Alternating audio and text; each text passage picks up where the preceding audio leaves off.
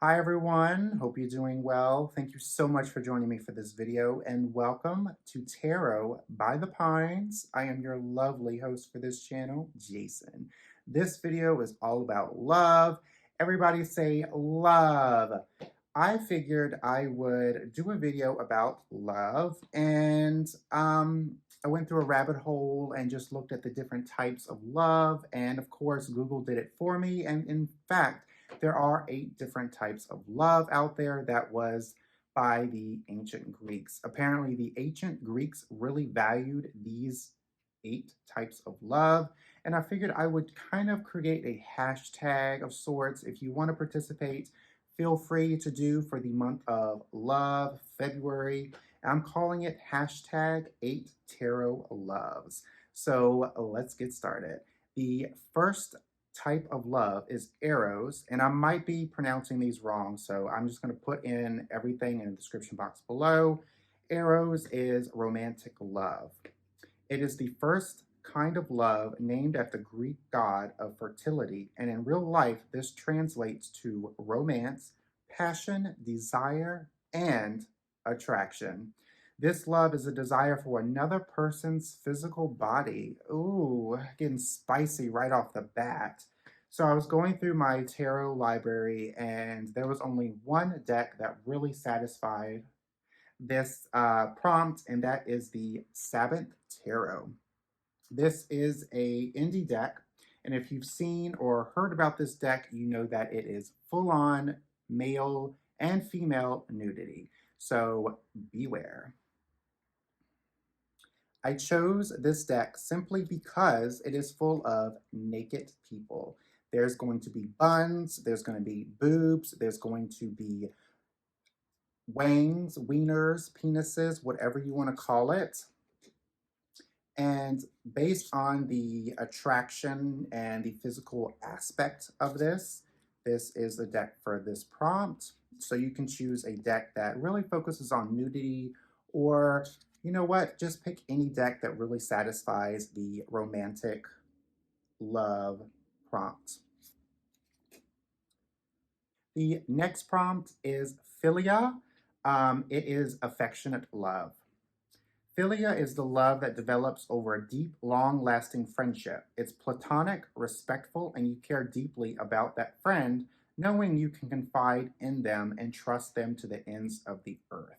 So, obviously, for this affectionate love, I thought of the Golden Girls simply because these women are not in a romantic sense together, but they have come together and decided to live together in Miami.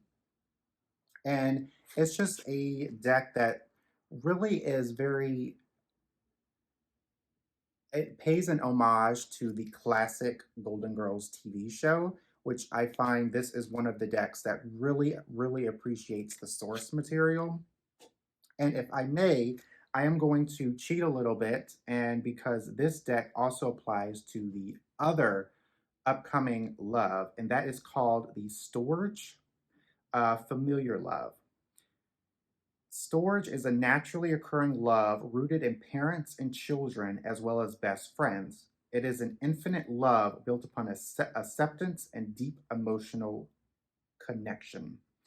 Now, this one was a very difficult category for me to pick a deck, but ultimately I chose the Golden Girls because I thought of this prompt as family, and you know, as in my type of community, we we sometimes have to choose our families when we aren't accepted because of our sexuality or how we perceive our genders.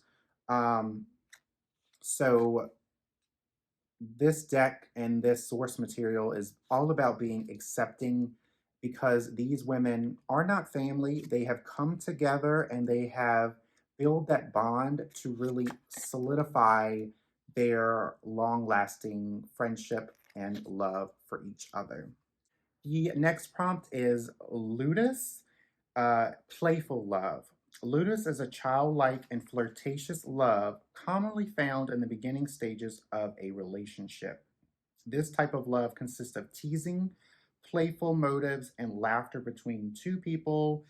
This was also another category that I had a little trouble finding a deck. And when I really thought about childlike and having a bond between two people, I kind of like thought outside the box and thought about my childhood and what really connected me to, I guess, Halloween.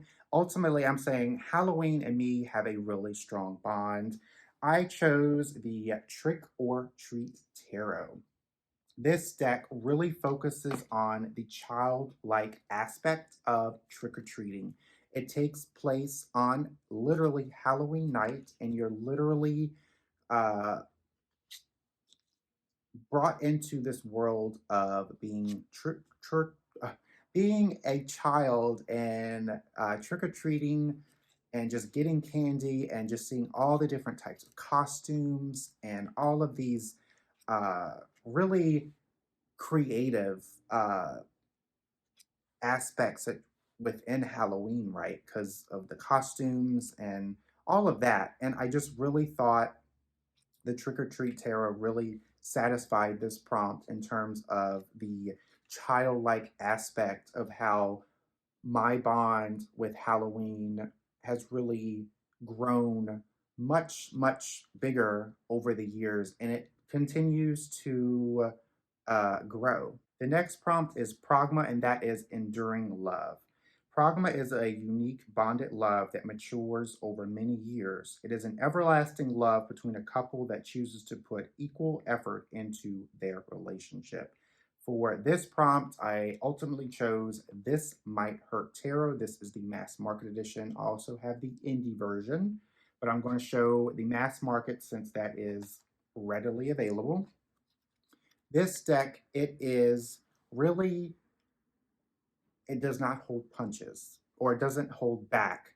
It will kick you down when you get a card that reflects that type of card energy, but it also, it kind of helps in terms of uh, really focusing on that energy and how to improve upon. You know, some of tarot decks out there, they will be very intimidating and harsh, and they really do not offer any type of uplifting advice. So, This Might Hurt Tarot is definitely a pragma love in my deck library because it has to be equal parts, right? It can put an effort to really knock some sense into us, but it also can provide uplifting guidance. Mania is the next type of love and it's very uh, obsessive. It is a love that you have towards a partner, but it leads to unwanted jealousy known as codependency. This should have zero shock to anyone who follows me on this channel. I have chosen the Everyday Witch Tarot, my Grand Dame. This deck fits the prompt because if I if all of my decks were caught on fire and I just had this one left, or all of my decks caught on fire and I had to buy one deck, this would be it. It is a deck that is so grand in terms of, it's not really my aesthetic. It's very Harry Potter, which I'm not a big Harry Potter fan, but there's something about it that really, it brings a, uh, what is the word? It just brings a different type of tone to the world of tarot. It is very magical. It's a little bit of mysterious, and it just has a childlike tone, even in some of the really darker cards, such as this. Um, and it's kind of funny. It's witty. I love the guidebook. So why this is so obsessive is because it is a deck that I like to pick up a lot, and I tend to forget about all of the decks in my library. The next love is agape, and that is universal love. Agape is the highest level of love to offer. It's given without any expectations of receiving anything in return. Offering agape is a decision to spread love in any circumstances, including destructive situations. Folks, I chose the Cozy Witch Tarot. It is a kind of a new deck in my tarot deck library, but when I think of universal love, I really think of this deck because it is literally a hug. When you get a card, it gives you these really cool uh, one sentence phrase, and it kind of just like makes everything better. Even if you get like a Three of Swords or a really harsh card, it provides, you know, a hug, a very cozy hug that's saying, hey, everything's going to be all right. And that's what I really like about this deck. It isn't my aesthetic, but I like how it works. And it's enough for me to keep in my deck library. The final love is Philia. Might have butchered that, but it's basically self-love. It is a healthy form of love where you recognize your self-worth and don't ignore your personal needs. Self-love begins with acknowledging your responsibility for your well-being. Now, I know the Cozy Witch could also apply to this one, or vice versa for this upcoming deck, but I ultimately chose this deck on one principle that I really like about the deck. The deck is called the Light Seers Tarot. It is a deck that's been blown up. It's very popular. And when I first saw it, folks, I did not like this deck. It was not my aesthetic. But once I actually got it in my hands and worked with it, I'm like, whoa, the hype is real. So going back to why this deck fits the prompt is in the guidebook, which Chris Ann really is a fabulous author.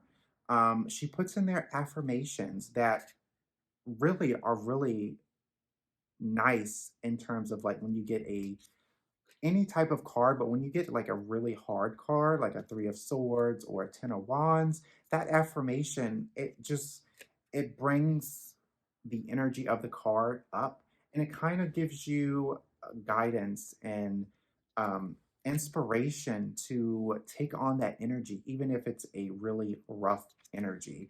So the Light Seers Tarot has that really, really good thing going for it. And plus, it is a deck that has really modern take and inclusive and diverse.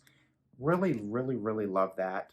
But those affirmations in the guidebook, folks, I mean, come on.